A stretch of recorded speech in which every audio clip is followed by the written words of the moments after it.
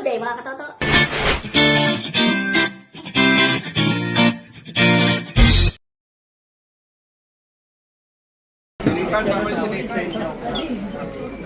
Go! Ay, ma'am, dun kayo sa may Miss Rosemar, yung sa iyo dito, endorsement for your, Sir Martin, yan din support. Bali po kasi yung sa restaurant ko po, sinusuportahan ko ng Easy Brand. Yung juice ko po dun is Easy Brand. Yun po yung ini-sponsor nila sa akin, kaya all out support ko talaga ako sa Easy Brand. Si Sir Rendon may negosyo. Meron ako negosyo, gym. Kaya ako nandito kasi sinusuportahan ko yung advocacy ni Rosmar, Diwata, tsaka ni Marky, tsaka lahat ng influencers na pagtulong. Eh yun naman talaga yung goal natin. So, kaya ako nandito para suportahan sila, yung mga kaibigan ko na magbigay. Yes, isang chat ko lang sa kanila, umuo agad sila, go, tulong kami. Sa ganito, go All agad. out agad. Pero tinatanong ng fans kasi pares kayo may Diwata may Paris overload. Nag-uusap na kayo. Ay, oo, close na close kami yan ni Diwata. Saka bilang matagal na nasa business industry, talaga, saka bilang matagal na ako sa social media, talagang ginaguide ko siya kung anong tama at hindi tama. Kasi hindi naman dapat hatakan pa babae, dapat talaga suportahan. May business siya, may business ako. Hindi suportahan natin lahat, di ba? Lahat ng business para mas maraming mag-business dito sa Pilipinas kaysa pumunta ng ibang bansa, di ba? Isa-isa muna po. At tanong ko rin, isa pa. Anong favorite mo? French fries flavor? Sour cream ako, sour cream. Barbecue. Sour cream. Ako, cheese. Ako, barbecue. Bukod sa French fries, meron pa mga Juice. Yung juice solid, masarap. Juice Yung gamit lychee. namin, pati sa kanya, sa paresan niya, Easy Brand. Yung lychee solid. Masarap. Kahit walang yan, kahit di malamig, masarap. May naisip na po ba kayong parang business na kung saan gagamitin niyo yung mga easy brand na partner or sinusupport? Ako motivational rice toppings. Yung toppings. Motivational rice toppings. O di ba may toppings na ha? Hindi na ba sa kanin? So pag bawat subo mo, mamomotivate ka sa buhay. Yun yung bago ko ngayon eh. Di ba dati kasi nabash yung motivational rice? Ngayon, hindi ba ko na? Di ba na? Bawat subo mo, bawat kain mo, may natutulungan kang farmer. Okay, kasi yung kanin nyo na yun, locally made. So, tulong yun sa mga farmers natin. At lalagyan ko yun ng Rosmar and Diwata Pares Overload. Sama-sama na. Coming soon. Habang kumakain sila, Namomotivate ka. Kaya ako talaga masasuggest ko sa mga may puhunan kahit konti lang, magtayo na rin kayo ng pares, why not, di ba? Gawa rin kayo ng sa inyo kasi mas okay yung puhunan, konti lang. Para kumbaga mas marami tayong staff na nanunulungan. Kasi isang staff, katulad ako, 60 staff, 60 sa Tagaytay, 60 sa Laguna. Imagine 120 family yung nabubuhay namin. So, kay Diwata alam ko marami rin talaga kasi 24 hours. Imagine dami naming napapasahod, ang daming pamilya na nabubuhay, di ba? Tsaka ito statement in fairness sa mga taong nangihila pababa kay Diwata, na mga lahat na nambabash. Hindi nyo ba alam na si Diwata ang nagpasikat ng pares na negosyo? Ngayon, ang daming nagka-idea, kasi maliit lang yung puhunan eh. Diba? Kaya okay lang na magtayo rin kayo ng pares nyo, magnegosyo kayo. Yun yung message na binibigay ni Diwata sa inyo. Sa ako nababasin nyo, yung tindahan ni Diwata, yung mga katabi, bumenta rin. Yes, Nabanggit sila lahat. Pati katapat niya, Katapat, pati mga lahat. vendor, imagine nyo, diba? Ang daming kumita dahil nga sa nag-trending na Pares Overload. And iba-ibang lugar na may Pampanga pa nga may Pares Overload. And super daming nabigyan ng idea, kagaya na ako. Eh, yung pares kasi di ba matagal na yan. Pero hindi nag-uusap, hindi pinag-uusapan. Nung lumabas si Diwata, biglang sumikat agad yung pares. Dapat yun yung dapat tulungan natin siya lalo. Kasi the more na mas marami siyang gagawing ganyang negosyo, mapapatok.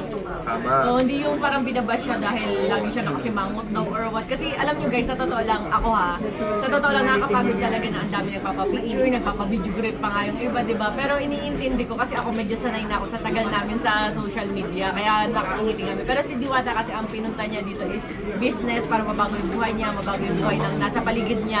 Eh nangyari, ginawa niyong celebrity. Ginawa niyong estatwa na... At sa kakala nyo lang nakasimangot ako, ito na talaga yung mukha ko. Ganyan talaga siya. Oo, may mga video na dati, talagang ganyan na Ganyan na talaga yung mukha niya. Ito na yung naka-smile, anong gagawin ko? Sarili. Ito, may isa akong lagi sinasabi every time na may magsasabi sa akin na CEO na ba't ganun si Diwata. Sinasagot ko sila. Alam niyo, hindi naman sa pag-ano, marami akong LGBT friends. Ang Becky kasi talaga, sa totoo lang, ano ba yung ma-okray, kunyari, tsaka mo, pero hindi naman niya ibig sabihin na ang pangit mo. Parang expression lang nila na minamasama ng mga tao kasi. Parang sobrang binibigyan ng big deal. Kasi nga, pag binash nila to trending, edi kikita sila. Ito naman, Ganap na sila nila. may ubutas, di ba? Kaya kapag mag-birthday ka, Lilipas din yan. which is totoo naman talaga, hindi pa sila talaga. Mas masama pa, last mo na yan. Kaysa last Next mo na year yan. na ulit. Mamili ka, lilipas din yan o last mo na yan. Diba hindi nga yun sinabi para mang-visit? Kasi nga sabi nga, mas mabilis sabihin yung happy birthday kaysa lilipas din yan. Kumbaga parang ganun kasi siguro yung mga attitude minsan ng mga Becky, di ba parang nako-okray. Pero hindi ibig sabihin na masama siya or what. Yung nag-upload nga, hindi na-open din. Kaya, Pumunta ka sa comedy bar, ganyan ang maririnig niyo. Oo. Ano ka ba? Marami kasi akong friend na Becky talaga, kaya sanay ako sa mga ganyan. And ang ginawa ko, chinat ko siya, ma'am, kapag bad trip ka or di ka masaya or malungkot ka, tago ka sa container house. Eh nakita niyo naman ngayon, okay na ngiting-ngiti na talaga siya, di ba? Na ano naman lahat, parang nag-guide naman lahat, nababago naman. So wag natin agad i-judge na ang samang tao na lumakatulo. Hindi naman sa ganun. At saka ano bang atraso ko, yun lang yung hindi nagpa-picture, hindi ko lang nabati na din ako lang sa biro, short clip lang kasi pinakita nila. Masama na ba yun? Pati nga yung 1.5, Yan lang bang basihan para gigit galit na galit kayo sa akin? Diba? saka yung 1.5 isang picture. Tumawag siya sa akin, hindi Hindi yun na ako. totoo. Imagine nyo kasi, Marami kasi ngayon talaga gumagawa ng fake account gamit yung pangalan ko na ginagamit Nilalagyan na ng talaga caption. sa hindi maganda. Siyempre, Ang yun dami. ang mag-music. So ako naman, as long as sabi ko na wala akong ginagawang masama, lumalaban ako ng patas sa pamaraan, wala akong taong inagrabyado, may prowisyo, wala akong pakialam sa mga basher. Kasi wala naman yun itulong sa akin na mabuti. Diba? So bakit ko sila intindihin? May stress ka lang. Masisira na yung ganta ko pag pinatulan mo pa yan. Kaya wala akong basher na sinagot, so nagngangaw din ako, wala. So, Ibig I don't care. sabihin, ganun ka na po kasikat. At di nila matanggap Hindi nila yun. matanggap. Pinupukol. kaya kasi nagsama-sama ang mga pinakamalakas, di ba? Kaya talagang join force. So anong message mo sa mga bashers? Sobrang blessed. May pinag- ang message ko lang sa mga basher, ganito na lang. Sorry lang. Matanong lang, Diwata, no? So, sa nakita mo dito sa pag-ikot mo dito sa aming Easy Brand Banawe brand, kung halimbawa man na medyo nag-aalangan na si Pares, kasi darating yung time na medyo humihina, tumataas, that's the business, di ba? Meron ka bang napupusuan na parang pwede mong idagdag na magiging pangkabuhayan mo aside from dun sa paresan? Mayroon. Chicken wings, overload. Parang gusto ko sa idagdag. Dami flavor eh. Pwede yun. So, hindi kasi nasasawaan ng manok. Unli. Yan. Unli wings. Unli wings. Unli wings. Dati nag-unli wings ako, umuubra naman siya, pero ngayon feeling ko hindi kasi marami nagte-take out. Kaya dati mo kami sa plastic. Hindi mo mapapantayin lahat sa Kaya siguro unli rice lang is unli juice. Easy brand juice. Yung kanyang chicken lalagyan ng fries. Oo, pwede yun. Parang may previous na mga french fries. Kaya pwede rin naman. Depende na lang yan sa discard yan kung anong move ang gagawin mo doon. Mr. Rosmar, pakwento naman kung paano nagsimula yung pagkakikita niyo ng pagkakilala. Sa totoo lang, may nakita, ano ba ito ginawa kong mic? Kasi papunta kami ata ng ibang bansa or Boracay, hindi ko na alam. Basta para may flight kami noon. So, nakita ko yung post ni Diwata, natatakam ako, sabi ko sa asawa ko, Daddy, pakasay lang, nandito tayo sa may naiya. Sabi ko, daan ka tayo. Kaso nga, hindi na kami nakadaan. Hindi pa ganong boom na boom noon. As in, parang natakam lang ako naman sa FYP ko sa TikTok. Tapos, ngayon, pagtingin ko, naka-follow siya sa akin. Tapos, hinalo ko din siya. Tapos nakita ko binabash siya. Kaya nag-comment ako sa kanya. Sabi ko, dead mo lang yung mga bashers. Dami talagang ganyan, hirahin ka pababa, mga ganyan-ganyan. Nag-comment ako sa kanya kasi nga, bilang ako nasanay na sa bashers. So ngayon, nagulat ako kasi binidyo niya yung comment ko and sabi niya sa mga kasamahan niya, tingnan niyo si Ma'am Rosmar ka po talaga ito nag-comment. Parang tuwan-tuwa siya na parang idol niya ako na ganun. So ako naman, dahil nga sa sipag niya na feel ko yung sarili ko dati, parang nakikita ko sa kanya, naging idol ko din talaga siya sa hindi pagsuko sa buhay. So kaya kami talagang okay. Kaya hindi ko alam sa mga tao pinag-aaway kami, kesyo ganito ganyan. Hindi nila alam all goods talaga kami simula umpisa hanggang ngayon. Totoo yan. doon sa sa message, doon sa comment. So, tuloy sarado na. Ganun yung nangyari kung bakit niya magkakilala. Habang pinaghihiwalay, lalo kayo nagiging close. Yes, lalo kami nag-chat and sinasabi ko nga sa kanya na kaya ako siya pinulungan sa iba't ibang endorsement and sa 1 million cash. Kasi alam ko na hindi naman lifetime yung hype. Saka pati parang wala nga kang kinikita sa Paris, parang ang charity lang eh. Marami kami napapakain sa murang halaga and at the same time, marami kami nabibigyan ng trabaho. Diba? Doon pa lang masaya na kami. Akala kasi ng iba, porque maraming customer, ganun na. So, hindi ganun kadali yung Negosyo para yan. kumita ng pera. Alam mo, ang marami doon, yung pagod namin pareho. Saka mahirap kumiti ng pagod, kahit naman Diba sino. nga? Lalo na ako kasi halos akong kumikilos lahat. Ako nagmamanis lahat, naganda ng mga tao, mga staff, kung ano-ano pa. So ang hirap talaga sa part ko. Pero yung kasi ang hindi naintindihan ng iba. So okay lang, tuloy lang, laban lang. Laban lang. Kasi kasi ako nga medyo aircon sa akin, di ba kaya nakakangiti pa. Ikaw Diwata nung pumunta kami. Init, oh. Alam niyo sa container house na binigay ko, may camera doon, may aircon. Pero ang init pa rin, kala mo parang kang nakabilad pa rin sa araw. Malamig Kaya- na ngayon kasi dinagdagan ko ng isa pang aircon. Oo. Imagine nyo, di ba, ang init dun sa lugar niya. Kaya parang anong i-expect nyo, pagod yung tao, stress, paano patatakbuhin nyo, ganun ka. Kasi hindi naman siya sanay sa business eh. Kumbaga, nag-start siya na bigla, parang biglang boom na boom. Saka hindi mo siya vlogger na anong bigla. Saka hindi rin siya vlogger or artista na i-expect nyo na laging nakangiti, na ginawa nyo ng papicturan, di ba? So yun, dapat intindihin lang talaga. Kasi lagi kong tinatanong yung asawa ko, tingin mo ba lumaki talaga ulo ni Diwata? Kasi nga puro ganun yung bash. So ako napapatanong, sabi ng asawa ko, ay hindi mami, pagod lang talaga yan. Yun. First time niyo ba nagsama-sama together and may future collaboration pa? Bali, ano siya, ninang. Ninang ng anak ko. Ayun, di ba? Kung meet na natin to kay Ship Yuji, nagkita din tayo, no? Tapos sa binyag ng anak. Yes, sa Shift International, nag-meet din kami. Madalas kami nagkikita niyan and all goods talaga kami. And si Rendell. Yes, eto dati binash ako neto. O di ba, alam niyo naman yun eh. Totoo yun, hindi yun scripted, binash talaga niya ako. Pero alam niyo to kasi tao to, nakita ko yung totoo sa kanya na ay Ako hindi kasi ano kahit- lang to, parang nagko-content lang siya, pero mabait na tao talaga. Doon ko, kinaibigan ko na siya. Ninong ako ng Ano nang hindi siya anak ko.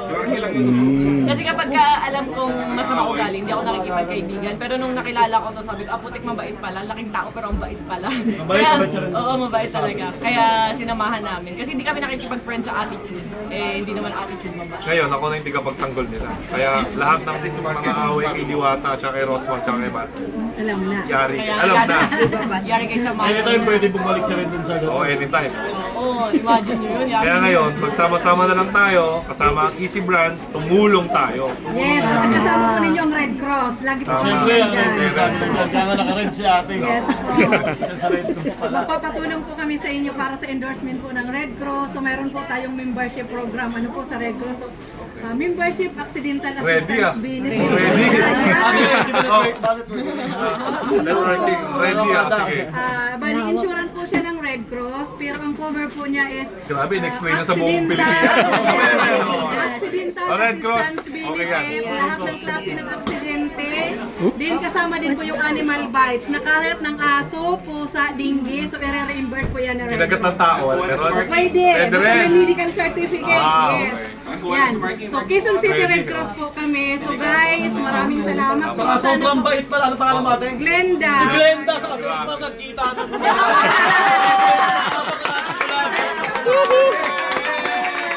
Grabe lang. Idol po kayo ng buong Red Cross kasi. Idol kami ni Glenda. Idol siya.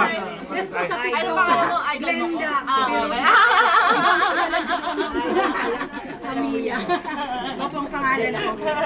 Ma'am, siguro sa imbitahan. Naka-follow ka ba? Si Glenda ba naka-follow kay Rosmar? Amiya. Yes po. Sa Okay. Masaya ka naman Glenda, nakita mo yung idol mo. Yeah, very.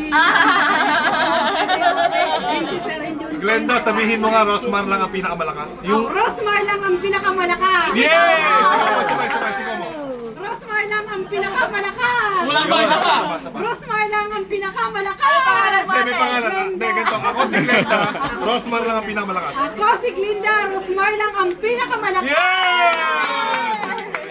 Red Cross. Shoutout sa inyo. Ayan. Yan. So, salamat din po kay Sir, kay Tita Diwata. Ano po, meron na tayong, Baka ikaw naman Red Cross yan, ha? Oh. Ako po ay taga District 6, so under po District namin. 6. Yes po, Okay. Visayas Avenue. Glenda ba may Jimbo. balak magbukas din ng parisan? Yes, possible. Opo, totoo. Mayroon pa akong isang pinsan kakabukas lang nung May 11, so trending na rin po siya sa Samar. Okay. Mamoy Daton, Paris Overload. Okay, In ano? Sa Glenda, ano gamit mo sabon? Anong live mo sa bot? Sabon. Rosmar? Wow! Wala na sikreto ni Glenda. Rosmar Kagaya. Okay, okay na. Okay. Closing question ka. Mami Jo. Okay. Closing question. Ikaw po, closing question. Kung meron po kayong, meron po kayong tips sa mga magne-negosyo, sa magne-negosyo, kasi hindi naka-importante lang para magkaroon sila na confidence na magtayo ng negosyo. Kasi easy a startup, for startup. Let's start this. So yun, sa mga balak magnegosyo, huwag kayong matakot. Kasi kung hindi nila sinubukan, nakita nyo naman yung effect sa akin. Sinubukan nila, nasa out lang.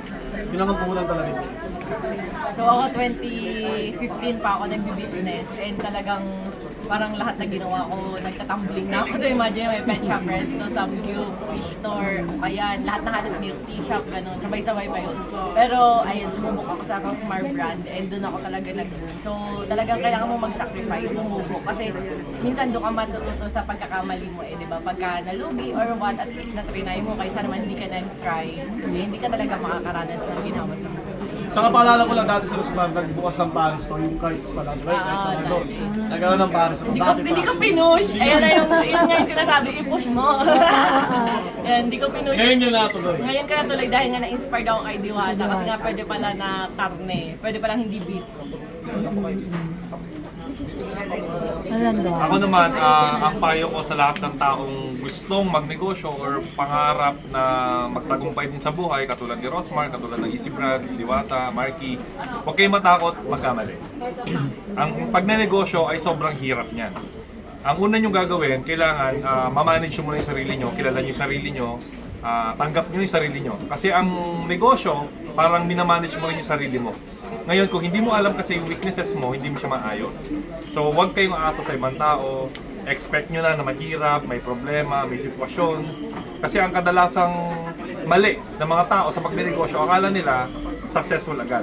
Nag-e-expect kayo agad na magtatagumpay kayo agad. Kung ganun ang mindset ninyo, una pa lang, mahirapan kayo. So, dapat expect the worst. Mahirap, may taong hihila sa inyong pababa, may magulang na pipigilan kayo, sasabihan kayo ng mga kaibigan nyo na wala yan. Pagtatawanan kayo, magbebenta kayo, huwag kayo mahihiya. Gawin nyo yan para sa sarili nyo. Kasi kami, nagsimula din sa baba, si Diwata nakita na buong Pilipinas. Walang-wala siya, pero ngayon nandito siya sa taas, tuktok. So huwag kayong mawawalan na pag-asa. Gamitin yung inspirasyon si Diwata para lumaban sa buhay. Hindi madali. Iiyak kayo, kukunin lahat sa inyo, madadown kayo, madidepress kayo. Huwag kayong maging emosyonal. Kasi kapag nalampasan nyo yung bawat failure, pagmamature kayo. At sa bawat maturity na matututunan ninyo, mas mapipili nyo yung tamang desisyon sa buhay. Magaguide kayo ng mga failures nyo. At mas lalo kayo lalakas. Kaya si Rosmar nandito, siya yung pinakamalakas. Kasi nalampasan niya lahat yan. Yes, sanay na sa mga pambabae. Saka pag nahirapan kayo, ibig sabihin nasa tamang proseso. Tama. Walang madali. Normal talaga na mahirapan. Hindi yung porket walang sumusuporta sa inyo. Sabi nga hanggat may isang taong sumusuporta sa inyo, magpatuloy kayo. Hindi rason ng kahirapan sa buhay para hindi ka na umangat. So, depende yan sa magiging diskarte mo kung paano mo iangat yung sarili mo. Kung hindi mo kayang malaking puhunan, mag-start ka muna sa maliit katulad ng ginawa ko. So, kung gusto mo manegosyo, subukan mo na. Kasi, paano mo mararanasan yung success kung hindi mo susubukan? So, try lang ng try. Before ka mag-trending, nagpapares ka na talaga. Nagpapares na talaga. Pero nung una, hindi pa siya ganun, hindi Ganun siya malakas. sikat, parang wala lang. Pero biglang, imagine nyo, isang pitik lang, biglang boom, di ba? Maraming business na ako nagpares, nalulugi, sara. Pero ito ngayon, last year lang, so dire-diretso na ako hanggang ngayon. So, hindi ganun kadali para makaangat ka. Parang agad. sabi nga sa tamang moment, imagine nyo 20 2015 pa ako nagbi-business, pero 2021 nag-boom, di ba? Ang naging motivation ko doon, pag bumagsak ako, babangon ulit, mas lalo ko pang ginagalingan. So yun ang ginawa ko. So ulit lang ng ulit hanggang sa magsawa yung failure sa inyo kasi ibibigay din yan sa tamang panahon. True. Thank you!